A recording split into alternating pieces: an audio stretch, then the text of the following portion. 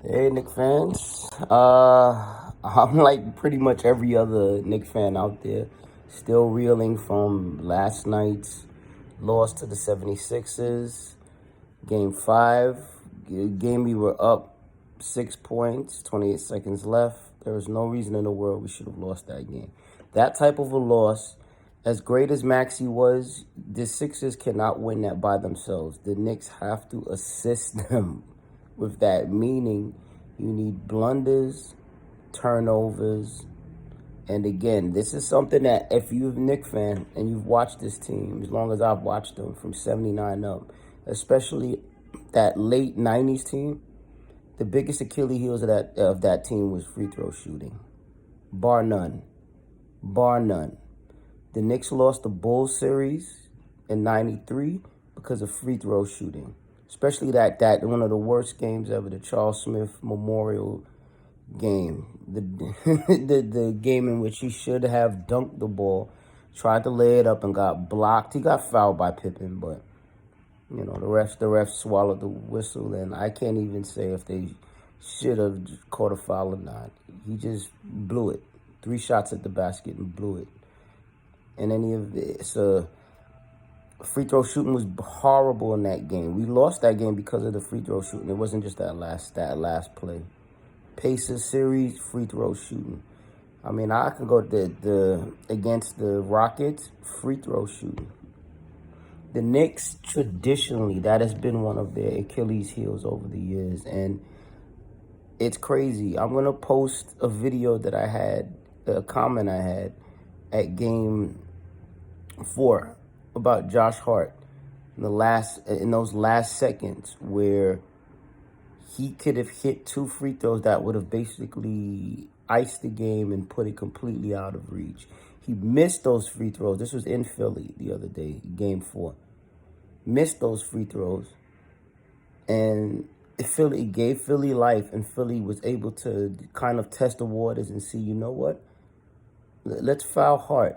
We fouled him. He missed these free throws. He even said it himself after the game, but maybe we can put him on a line and we can still give ourselves a chance to take the game.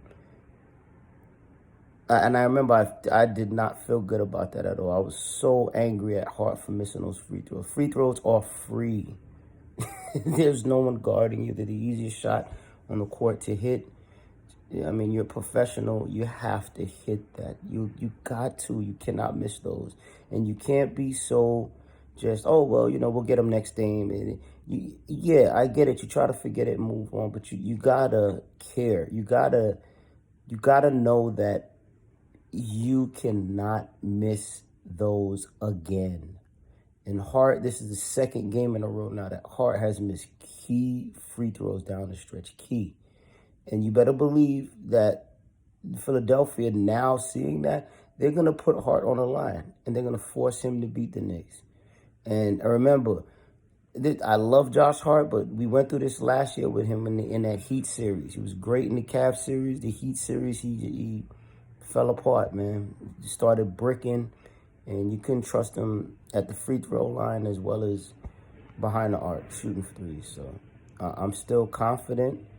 I'm praying for you, Josh Hart, man. Just be focused, my brother. Please. Your free throws, you got to hit those. Please, brother. Put up extra work in the gym from now to that until game 6 and be on your square with your free throw shooting, your outside shooting, your decision making. Jalen Brunson, I thought was magnificent, but I'm pretty much going to repeat what everybody else is going to and what is seen. You cannot make. He committed the cardinal sin that the great, all-time great Clyde Frazier says all the time. Leaves his feet and passes the basketball. The cardinal sin of basketball. He does it in a key moment in overtime. You can't do that. You're passing the ball to Hartenstein in the block. He already has him beat on him. What was the point of that play? You have to shoot that shot.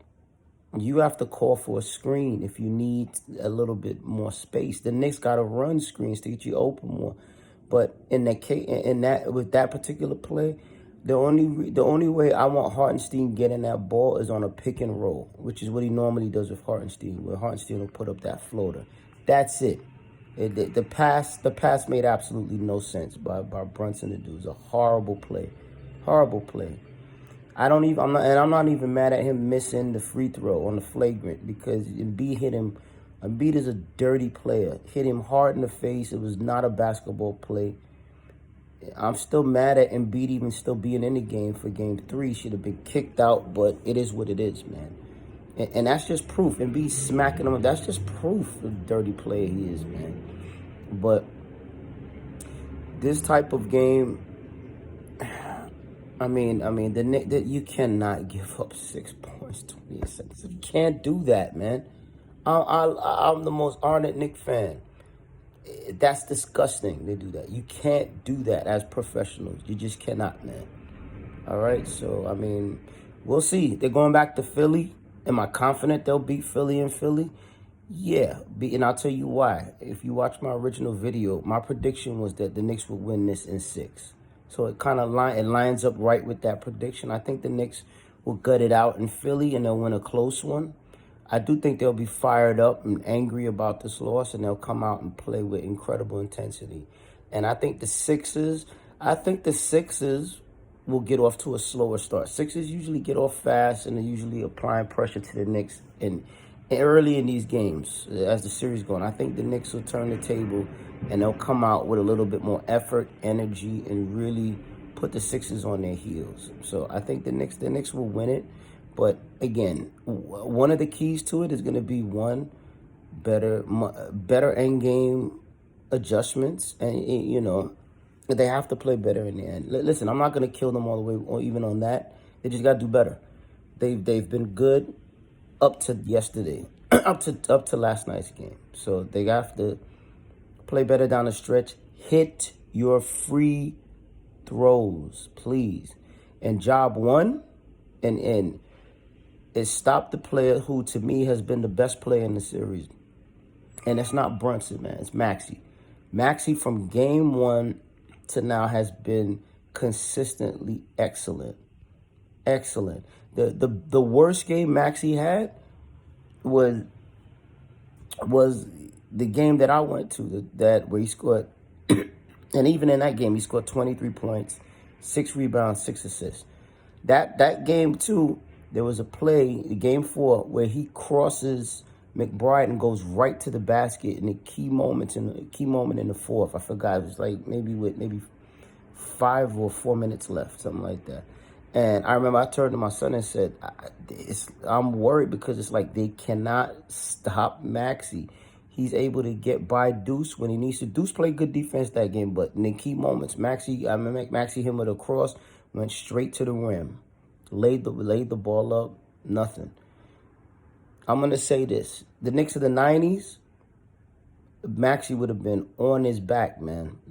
He would have paid a price coming in and down the lane like that, man.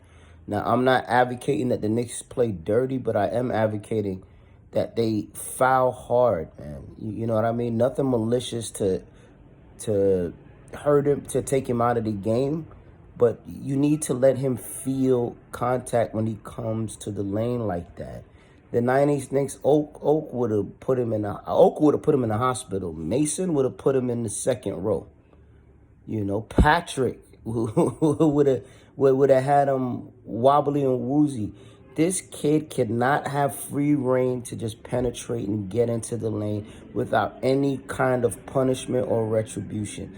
The Knicks got to stop doing that. They have to intensify their defense on Maxey.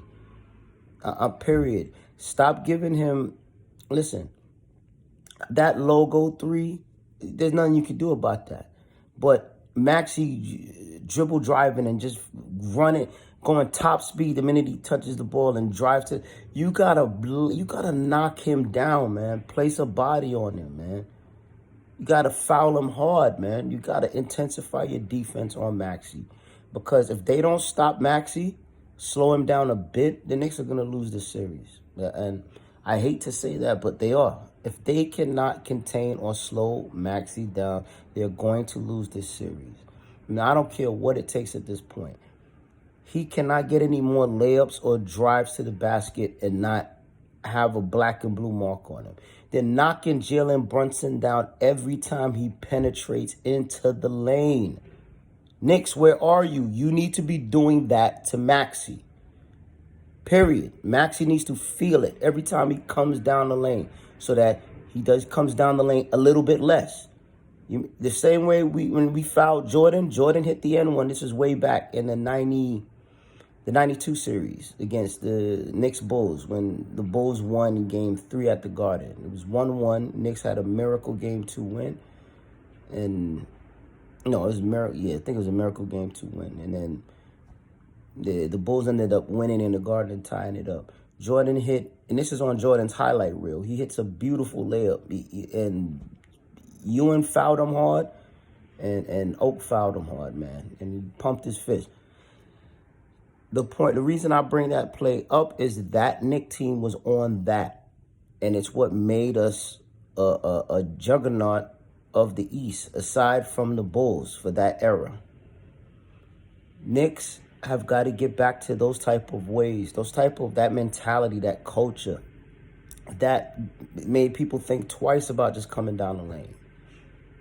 We got to do that. If the 76ers are hitting Brunson every time he comes down, if Embiid is winding up and smacking him in the face, man, why can't you do the same to Maxey? Not necessarily.